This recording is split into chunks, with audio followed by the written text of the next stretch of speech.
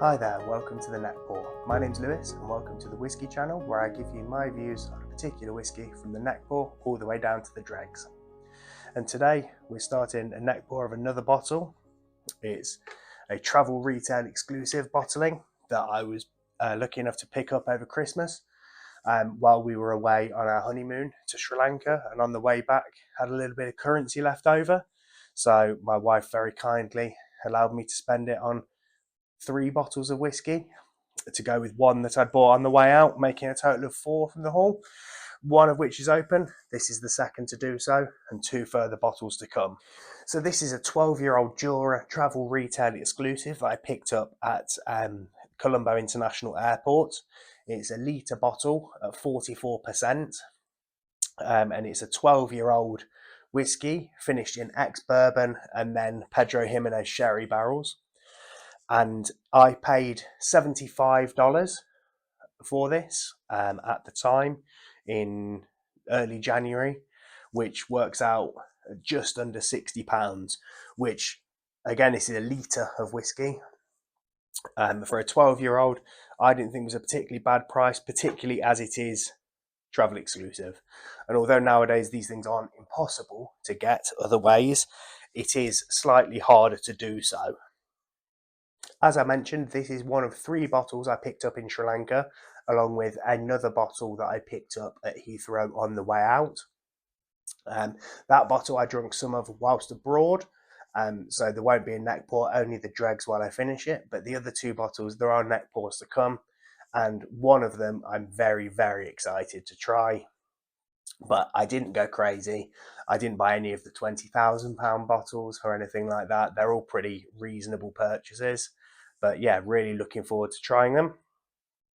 So yeah, let's get in and have a little look at this. You can see it took some damage on the aeroplane. Luckily, what's inside's fine. It's just the top of the box got a little bit mangled.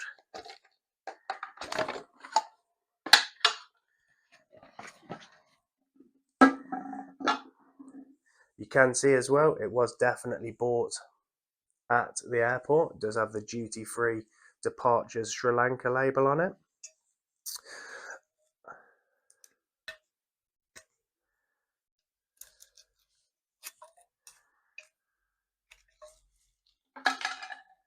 And let's have a little listen to the cork. Not the best at all.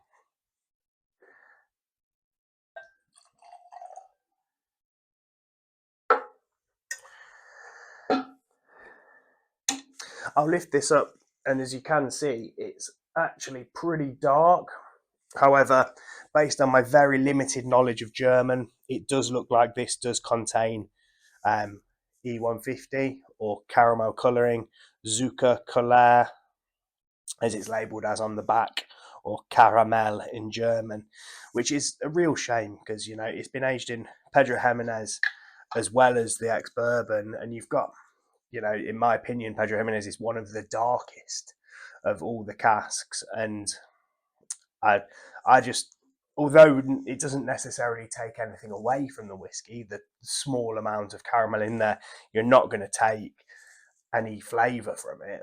It's just a shame to not present the whiskey how it was. Again, looking at the back of both the bottle and the tin, there's no mention at all regarding chill filtration. So I think it's pretty safe to assume, especially given that it is 44%, it probably has been chill filtered. But we'll have to see after giving it a little taste. But let's start on the nose.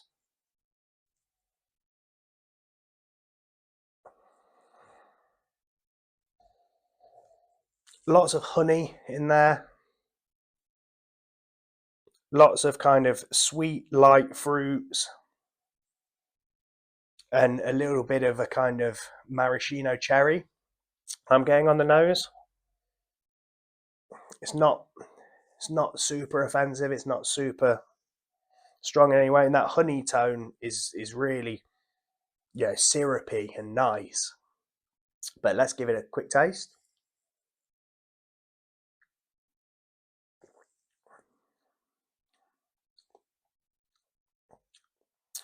Yeah, lots of kind of stereotypical PX flavors in there. You know, a lot of raisins, dried figs, things like that, that really add to that kind of honey sweetness on the nose. And that is a very, very sweet kind of, think Christmas pudding kind of flavour. You know, that rich, almost treacly caramel, honey, butterscotch, toffee. You could, I think, if you wanted to, you could pick any of those out, along with those, you know, dark dried fruits, all coming from that PX cask. And then there's a kind of bourbon cherry, along with a little bit of a slightly fresher raw fruit, probably coming in there as well.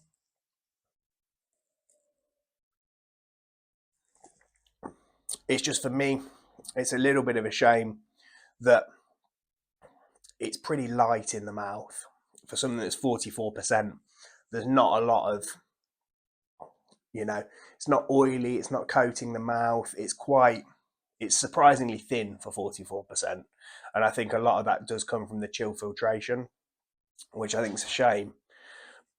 And, you know, it could be exceptionally good.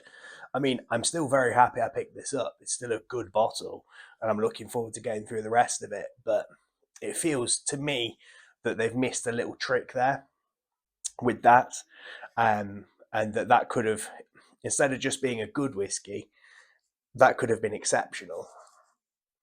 I think, having spent a little bit of time and virtually being at the end of the dram now, it has kind of developed a little bit, and I've got a little bit more used to it. And I think there is a lot of, yeah, there's a kind of maraschino cherry, there's a little bit of a kind of apple or a pear, you know, there's quite a fresh crunchy fruit there. And then there's a lot of raisins and figs, sultanas, any of those kind of dried fruits, along with a little hint of baking spice just at the end, which for me kind of reminds me of a, you know, a Christmas pudding, a Christmas cake. It's given me a very kind of Christmassy feel, which, I mean, it's cold today. It's pretty nice to enjoy those kind of flavors. It's a nice wintry dram, although I would say it's definitely light enough that you could certainly enjoy this in the summer. Maybe, and again, because it's so light and approachable, might even be nice over a little bit of ice, or with, you know, a little bit of soda water in some kind of a highball type drink. I think overall I am happy I picked this up. It's a very nice bottle of whiskey, and I am certainly going to enjoy it over the next couple of months. But it is also a little bit of a shame, because I think the bones are there. So it could have been an exceptional whiskey, and it's just, you know, if it had been a couple of percent stronger and non-chill filtered, to give it a bit more body and a bit more oiliness, I think that could have been truly exceptional, because it's just lost a little bit of something. And one thing I'm often surprised by with lower percentage Juras is that there's such a lack of saltiness. You know, Jura is an island, but that is, you wouldn't guess it from that particular dram, I wouldn't say, or a lot of the others I've tried. I mean, I've not tried all of their expressions. I mean, far from it. I've tried this one and only one or two others. But I think that's a very odd thing, and perhaps something to do with the way they process things, or maybe they don't. I don't know this, but perhaps they don't even age their whiskey on Jura. Maybe it's aged in a giant warehouse on the mainland. I don't know, as I've not done any research on the matter. It's just a speculation. But no, as I said, I'm glad I picked this up, but it's not good enough that I'd be booking another holiday to pick up another bottle.